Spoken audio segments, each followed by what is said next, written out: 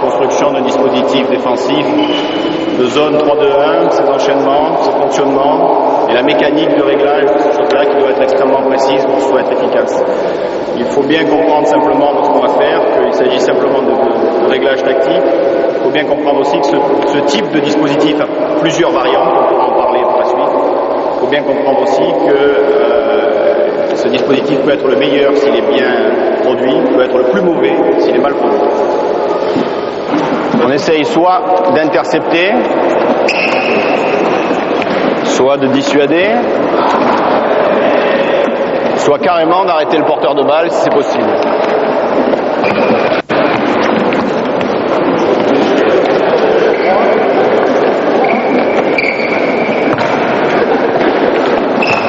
Maintenant, on peut harceler le porteur, avoir une action sur son bras, on peut carrément l'arrêter balle en main si c'est possible.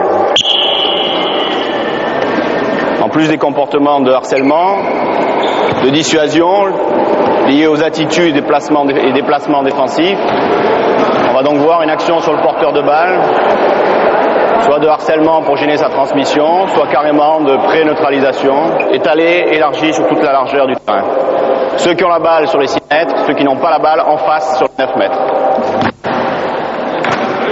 Écarte au maximum de l'espace. Le travail consiste à faire un travail de petit déplacement défensif, en s'écartant bien encore. Je lance ma balle, j'ai droit à un seul rebond. Je dois aller systématiquement, après ce lancer de balle ici, avoir un contrôle ici, revenir, avant que le ballon n'ait fait plus d'un rebond. C'est parti. Ce sont des petits déplacements enchaînés. 5 fois chacun, changement. 5 passages et changement. On peut varier à l'infini les possibilités. Au niveau de l'attaquant, une balle aussi pour se rapprocher des comportements défensifs de type neutralisation, de type harcèlement, de type interception. Vous avez changé déjà? Bien.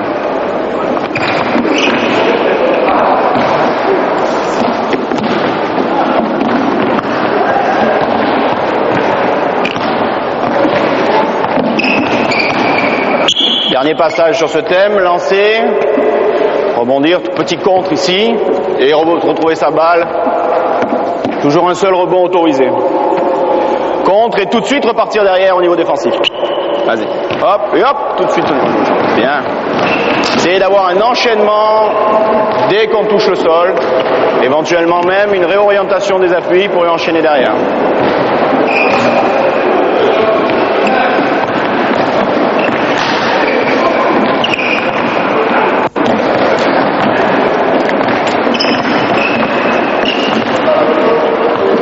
Un joueur au milieu, 2 joueurs latérales, une balle pour 3, et celui qui est au milieu essaye d'intercepter la balle des 2 autres. Une balle pour 3, celui qui est au milieu essaye d'intercepter la balle des 2 autres. Dès qu'il l'a intercepté, petite distance, 3-4 mètres maximum, 3-4 mètres maximum. Vous y êtes, vous êtes 12, ça tombe parfaitement. Il doit en manquer un quelque part. Prêt. Allez, petite distance, plus petite distance. Rapproche-toi encore. Vas-y, c'est bon. Vas-y. Vas-y, voilà. Plus petite distance encore. Fin de passe, plus petite distance. Vas-y, rapproche-toi. Vas-y, Luciano. Voilà. Jouez tous les deux et lui, il intercepte. Voilà. Bien. Dès que la balle est interceptée, on va tout de suite jouer derrière un changement défensif. Dès que la balle est touchée, il y a changement. Dès qu'elle est touchée.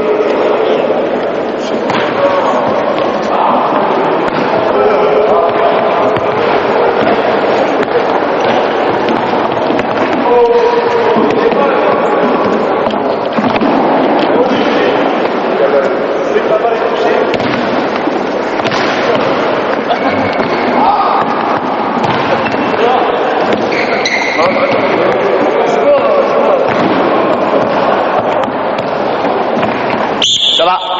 La règle du jeu est la suivante. Doit toucher le non-porteur de balle et ne doit pas se faire toucher par le porteur de balle.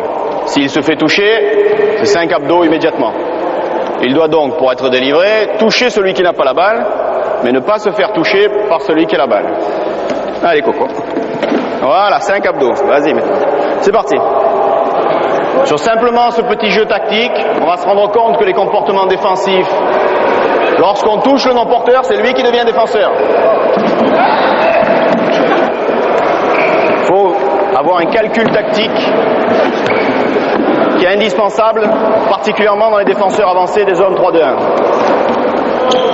Oui, bien joué, bien joué.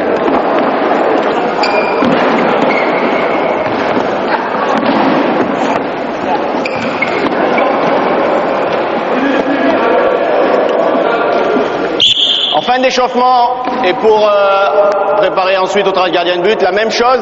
Cette fois-ci, l'espace est illimité. Donc on va pouvoir courir un peu plus, se livrer un peu plus, les changements de direction défensive qui seront utilisables ensuite dans le dispositif.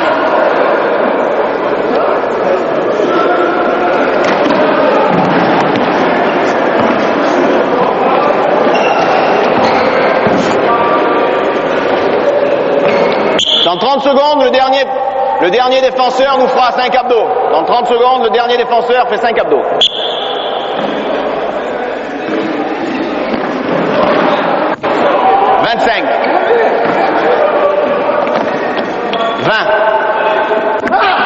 D'orientation des mains par rapport au fait de récupérer une balle par rapport à l'aile, on essaiera de voir les parades premier poteau et les parades deuxième poteau, c'est tout. Hein, on enchaîne en cascade l'un derrière l'autre comme d'habitude.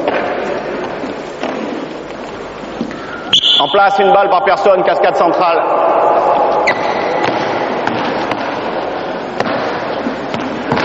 Sur le premier travail, c'est vous qui montrez. Le tir est à 9 mètres. Tout tir en dehors de la cage ou à l'endroit qui n'est pas indiqué par le gardien est équivalent à 5 abdominaux immédiatement. C'est vous qui montrez l'impact. C'est vous qui montrez l'impact. C'est eux qui montrent l'impact. Après un échauffement rapide, on cherchera plutôt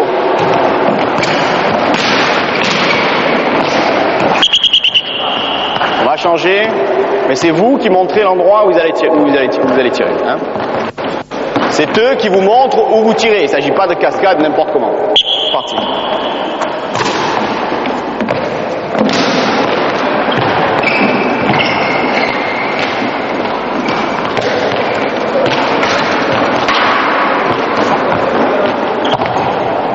Bien. Et hauteur gauche-droite. Voilà. C'est l'orientation des surfaces de parade, c'est-à-dire des mains ou même des avant-bras, qui permet que la balle va rester dans le secteur du gardien de but, et ne va pas s'évader n'importe où. Allons-y. On ne va pas frapper la balle, essaye de garder près de toi la balle. Voilà. Peut-être moins boxer ta balle. Très vite, dans son secteur proche, il y a 1/10 de seconde entre chaque tir. Partout dans son secteur proche. Hop, hop, hop.